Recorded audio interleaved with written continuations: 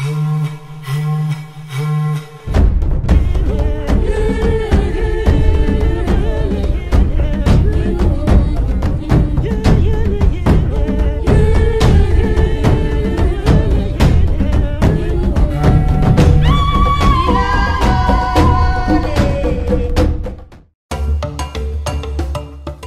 defined by my actions, I'm defined by the words I speak, the way I behave towards people, the way I address issues which are relevant in our society. Fatma Karume is a Tanzanian lawyer who is fondly known by those from her country as Shangazi wa Taifa in the Swahili language, which in English means the aunt of the nation.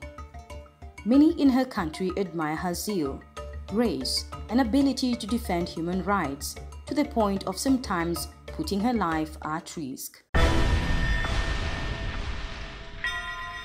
I have somebody who does exercise with me, so because recently I decided to sort of improve my health and exercise and so on.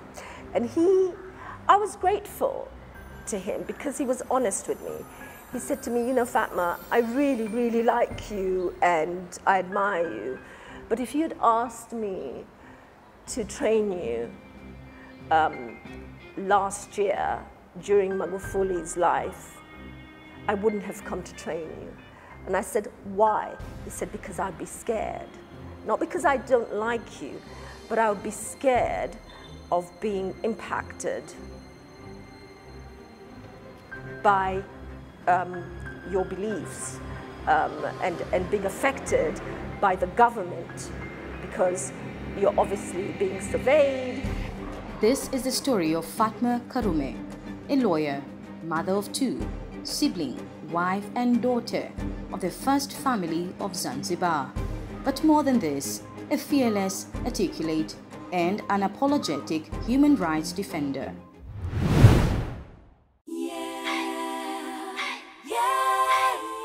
Fatma comes from the family of the revolutionary leaders of Zanzibar.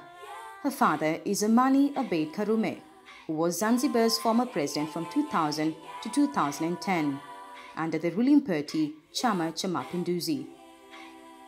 Her grandfather, on the other hand, is the late Abeid Amani Karume, who was the leader of the Zanzibar Revolution and the founding president of Zanzibar. He held the presidential seat from 4th August 1965 to 7th April 1972, when he was assassinated. Abeid Karume was also the first vice president of the United Republic of Tanzania, with the late President Mwalimu Julius Nyerere of Tanganyika as president. Named after Mama Fatma Karume, her paternal grandmother, one will say that much of who Fatma Karume is today has been born from sitting under the nurturing hands and intellect of the revolutionary leaders of Zanzibar. Today, she is a distinguished advocate in her country Tanzania and has a track record of representing highly politicized cases. Born on 15th of June 1969, Fatma's education background started when she left her country at a young age for the United Kingdom to obtain her primary, secondary, and eventually university education. She studied law at the Strasbourg University in France and Sussex University, where she obtained her Bachelor of Law, then in 1997 graduated from the London School of Economics with a Master of Law. In my journey as a lawyer, it's been a long journey. I mean, it's been a journey. I started at school when I was at university, I think, in 1988, when I first started university. So it's a long journey, 1998 till now. Despite her international education, perfect British accent, and promising international career, Fatma chose to return home to Tanzania and eventually ended up in her career as a senior partner and head of litigation at Ima Advocates. She was known for decades as one of the most successful corporate lawyers in Tanzania. My understanding about how the law actually is integrated into every single day life has made me much, much more compassionate, I believe, with respect to people who are less fortunate, people who have fallen on hard times, particularly legal hard times. And I've also been much more understanding about things like, for example, the rights of young girls who get pregnant to go back to school. It's really a wide understanding of the law and people's rights that have made me truly appreciate why it's important for young girls who get pregnant in Tanzania to return to school. Sasa msajili kabla hata kuipokea kesi anasema hii kesi haina ushahidi wa kutosha. Fatma represented several international companies in Tanzania through her law firm IMA, including UK-based Barrick Gold that was embroiled in a row with the Tanzanian government over alleged cheating on the content and amount of mineral concentrates mined and exported by its subsidiary Acacia Mining. It was in light of such an outstanding career that Fatma decided to take on the defense of opposition lawmaker Tundu Lissu. Her seemingly perfect life was, however, shattered on 26 August 2017 when her law firm's offices were bombed. On September 7th, 12 days later, her friend Tundu Lissu was gunned down in Dodoma in front of his apartment. He survived after a long, painful recovery in exile. These incidents thrusted Fatma into a completely new role. I think fear is normal, and people who are courageous are not less fearful than anybody else. But the difference, I think, between courage and cowardice is not the fact that you don't feel the fear, but it's the ability to conquer your fear. In 2018, she emerged victorious in the Tanganyika Law Society presidential election held in Arusha, having defeated 3 other contestants. Her appointment meant that she became the second female president of the Bar Association of mainland Tanzania in its history. Fatma grew further in her legal profession to become a fierce defender of the rule of law, fighting for the abolishment of the non-bailable offences in Tanzania that so many businessmen, politicians, even journalists and activists like Eric Kabendera and Tito Magoti jailed and held in remand indefinitely, awaiting trial for months, even years. When she was president of the Tanganyika Law Society, and even after her term was over, she remained vocal against the director of public prosecution, Biswalu Mganga.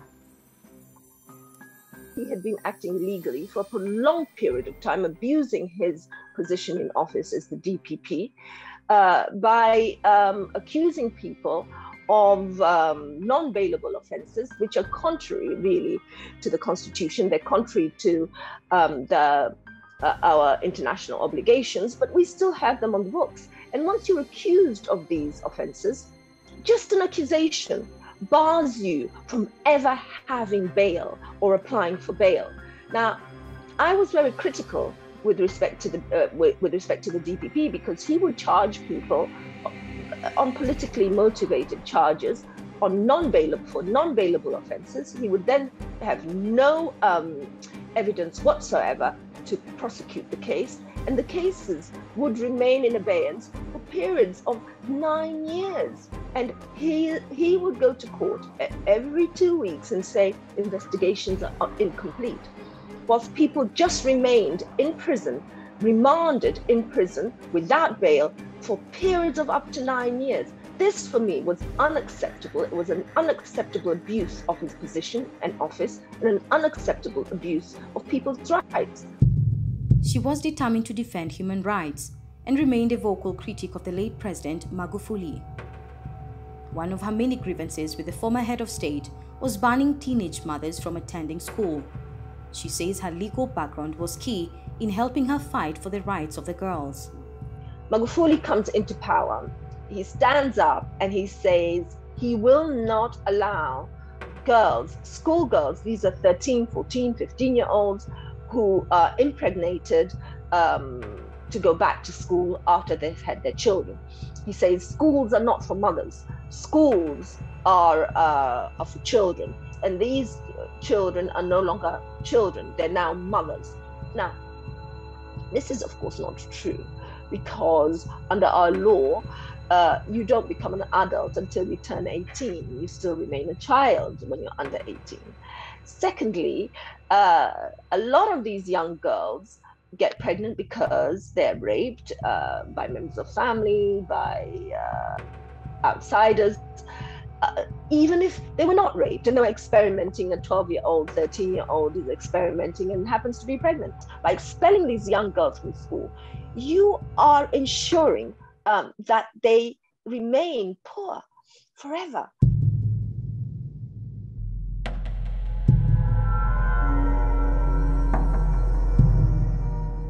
After being a constant thorn in the side of the government through several strategic litigations, in September 20, 2019, the High Court of Tanzania issued an order suspending Fatma from practicing law in mainland Tanzania, following her submissions in the case by ACT Wazalendo political party that was accusing the late President John Magufuli of unconstitutional appointment of Professor Adelada Kilangi as the Attorney General. The State's Counsel complained that the language she had used in her submissions was unprofessional and disrespectful to the Attorney General, who was the subject of the constitutional change. I had taken a case against the Attorney General for being nominated and then appointed as an Attorney General contrary to the Constitution of the United Republic of Tanzania. Our Constitution provides that the Attorney General has to be a minimum 15 years call at the bar. And if he's not a private practitioner, he ought to have been minimum 15 years in practice as a state attorney. Adelada Kilangi, our Attorney General, qualified for neither. He was neither called to the bar for 15 years, nor was he a state attorney for 15 years when he was appointed as Attorney General by the late President Magufuli. Now, there is a reason why the drafters of our Constitution wanted an Attorney General who had been called, was a senior of 15 years call, because one, experience, knowledge, confidence, the ability to stand in front of a president and tell the president that this is the law. Humility, because once you've been in practice, I have to say, for over 15 years, you're also very, very well aware that the more you know, the more you need to learn. And the ability to advise, take advice, to also go into conference, all these are honed skills and they take time to hone them. And unfortunately, Adelada Kilangi did not have these qualifications and this experience. So when I took on the case, he didn't like it. He took it very, very personally. And as a result, he went out of his way to make sure that my name was removed from the roll of advocates. The High Court Principal Judge Eliezer Feleshi directed the Advocates Disciplinary Committee of Tanzania to conduct a disciplinary hearing and make a final determination on whether she will be allowed to practice law following the accusations of misconduct. Instead of the Attorney General actually proving to the world and proving to Tanzania that he was qualified, he had the requisite qualifications to be an Attorney General, he decided to attack me personally. The Attorney General has targeted 2 other lawyers, human rights advocates, and he's targeted them personally. A year later, on 23rd September 2020, the Advocates Disciplinary Committee found Fatma Karume guilty of the alleged misconduct and directed she be permanently disbarred from practicing law in Tanzania, in what critics termed as a politically motivated scheme to silence her. This coming barely a day after she was sacked by Ema Advocates, a law firm she had helped to create. In a letter written to Karume, the law firm said it no longer wished to associate itself with her, that her political activism was affecting the corporate image of the organization. The decision provoked uproar. Civil society leaders, politicians, and ordinary Tanzanians largely criticized the move, with various international bodies such as the American Bar Association, the International Court of Justice, among others, stating that the charges of misconduct against her were inconsistent with international and regional standards. The tables had drastically turned even more against Fatma for challenging President Magufuli in court. A dictator wants to decree, wants to say, when I say you do X, Y, Z, I want 60 million people to do X, Y, Z. And that was John Pombe Magufuli. He didn't want to be subject to a higher law or a higher power. He saw himself as the higher power, and we were all subject to him. And we saw how our institutions crumbled and accepted this in 5 years. I think it left a lot of us traumatized. It left a traumatized and very scared nation.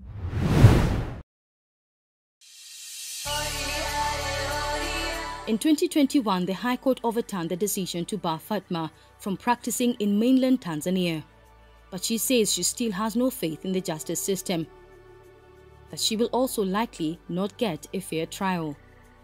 The 3 judges of the High Court said that the decision of the Advocates Committee was unlawful because the Advocates Committee had no jurisdiction to determine my case, given the fact that it was the Attorney General who had gone before the Advocates Committee when he had actually already complained about me to a judge.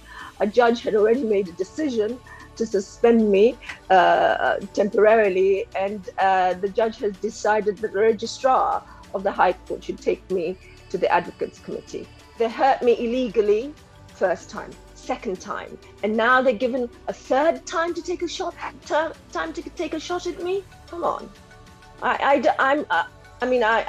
think it's ludicrous.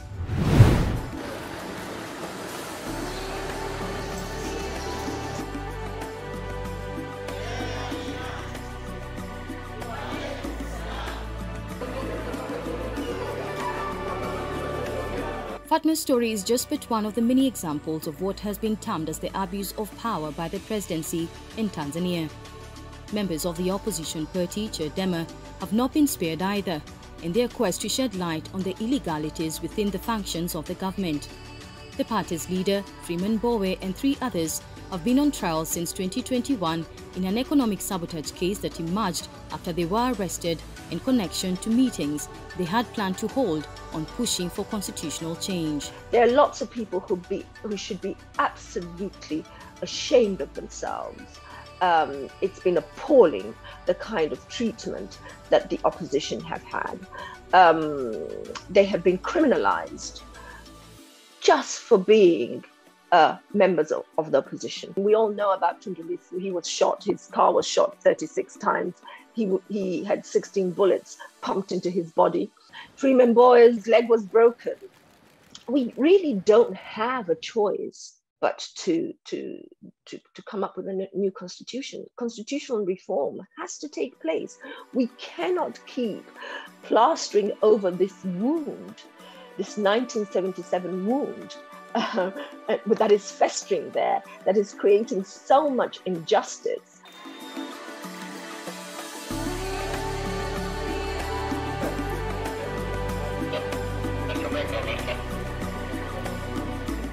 I think when you look at members of the family, particularly members of families of human rights defenders, I think the biggest fear is that you come to harm. That is normal because worldwide, human rights defenders do come to harm. and they are ostracized, not necessarily because what they're saying is wrong, but it's because people actually fear to even be in their vicinity because of the impact it may have on them.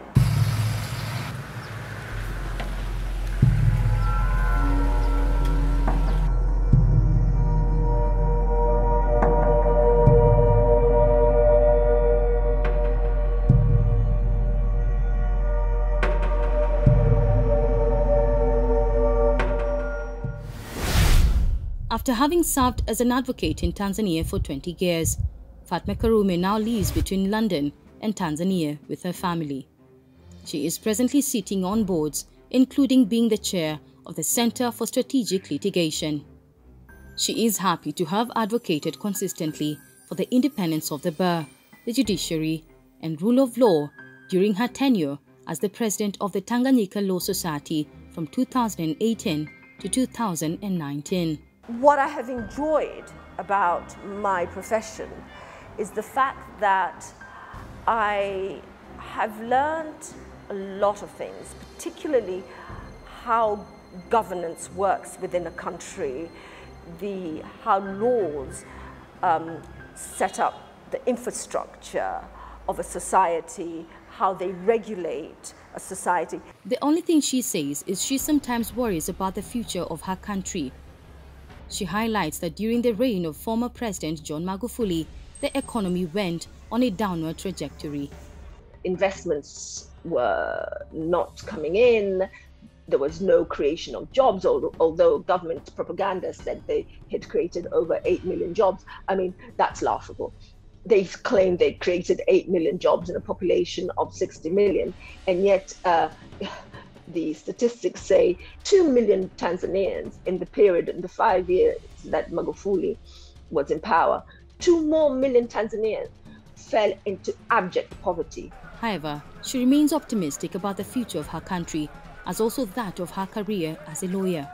She hopes that one day the injustices meted on the citizens, and especially the opposition, will one day be a thing of the past, and a new constitution birthed in her country to pave way for the much desired change. The government abducts people, and these are abductions from the street, and they disappear, and we start shouting about it, making noise about it. Where is this person? Where is this person? The police claim they don't know where the person is, but they do. And then we worry, and you really do spend sleepless nights worrying about somebody you may not even know, but you know they've been abducted off the street, and you know the government is behind it. And you wake up in the morning and you're still making noise about this person. And then, lo and behold, a miracle happens. And the police admit that they have this person in custody. And then you think, thank God, once they admit that, they can't kill him. And you think you've saved a life. My very, very good friend Maria Sarungi, we always discuss this, and I say to her, you know, Maria, we need to celebrate even the little victories, because they get you to the next stage. If you do not celebrate the little victories, then you forget what you're there for and what impact you actually have.